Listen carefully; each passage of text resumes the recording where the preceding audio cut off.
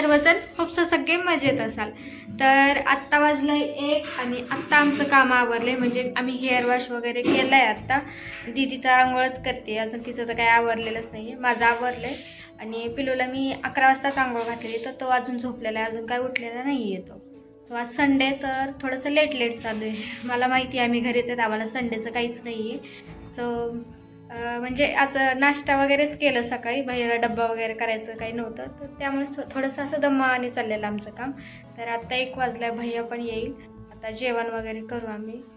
स्वयंपाक तर बनवलाय मगाशी मम्मीनं, तर आता थोडं काहीतरी बनवल माझ्यासाठी, मग तेच भैयासाठी पण बनवल.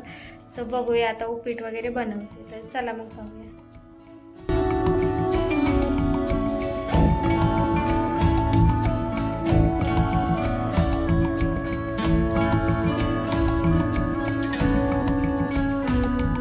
सो उपीट तर बनवायचंच होतं, साईडला ती पण तयारी चालू होती. आणि इथे भैया म्हटलं होतं की मला भजी खायची आहेत, फक्त कांदा भजी.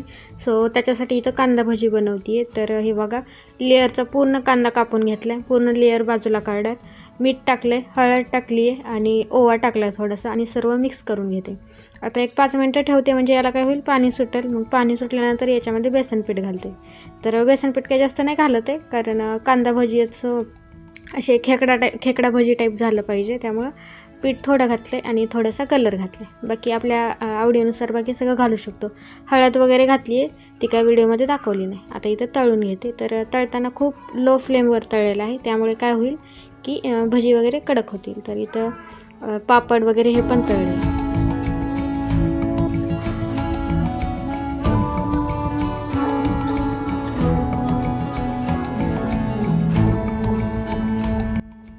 तर भजी वगैरे तळून झालेत आणि सोबतच खिचडी पण बनवलेली. तर हे सर्व त्याचा मेन्यू आहे, म्हणजे त्याचं जेवणाचा मेन्यू आहे.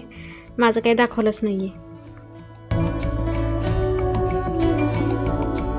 कट केलता ड्रेस आणि शिवायला काय वेळच भेटला नाही, सो आत्ता शिवतीये. सो चला मग पाहूयात.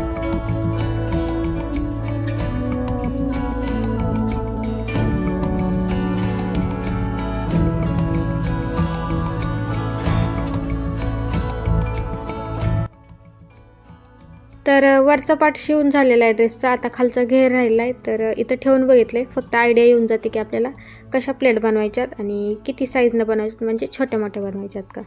तर ते आयडिया आली की आता इथं प्लेट वगैरे बनवून घेते मी, आणि डायरेक्ट आता तुम्हाला फिटिंग वगैरे करूनच दाखवते.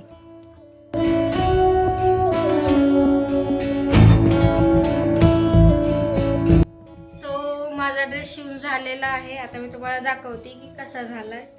तर हे बघा, हा समोरचा गळा आहे आणि त्यानंतर ह्या बाह्या येतात. तर बाह्या इथपर्यंत येतात पूर्ण बाह्या. तर या बाह्या आम्ही ते पदर असतो ना साडीचा, त्याच्याच बाह्या बनवलेल्या. आणि त्यानंतर हे हे इथं पण तेच लावलेले, आणि खाली ही जी नक्की दिसतीये पूर्ण, तर याला पण ते पदराचंच लावलेले. तर हा बघा, त्या अशा प्लेट बनवल्यात इथं. तर पूर्ण मागून पडून पण प्लेट बनवलेल्या आहेत, समोरून मागून. आणि घेर बघा किती मोठा आहे, दिसायला. तर हा पूर्ण घेर आहे, खूप मोठा आहे, राऊंडमध्ये शिवलेला आहे. आणि त्यानंतर गळे हे सिंपलच केलेत, तर घातलं खूप छान दिसतो. हे मागून असे बनवलेत आणि हे इथं पण सेम.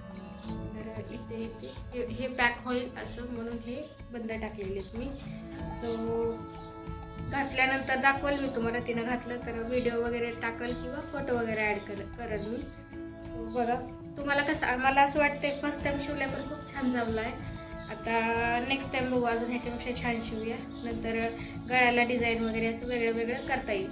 सो हे फर्स्ट टाइम होतं, त्यामुळे मी थोडंसं सिम्पल ठेवलं आहे सगळं. तर तुम्हाला कसं वाटलं हे कमेंटमध्ये नक्की सांगा. मला तर खूप छान वाटलं आहे, म्हणजे माझ्या मनानं मी फर्स्ट टाइम शिवला आहे ना, त्यामुळं म्हणजे मी म्हणण्यापेक्षा दीदीनं पण अर्धा शिवला आहे आणि मी अर्धा. तर मी सांगाय होती मीच तिला, त्यामुळे असं वाटतंय की खूप छान शिवलेलं. तर हा व्हिडिओ कसा वाटला हे कमेंटमध्ये नक्की सांगा. आवडला तर लाईक शेअर सबस्क्राईब नक्की करा. भेटूयात पुढच्या व्हिडिओमध्ये, तोपर्यंत बाय बाय.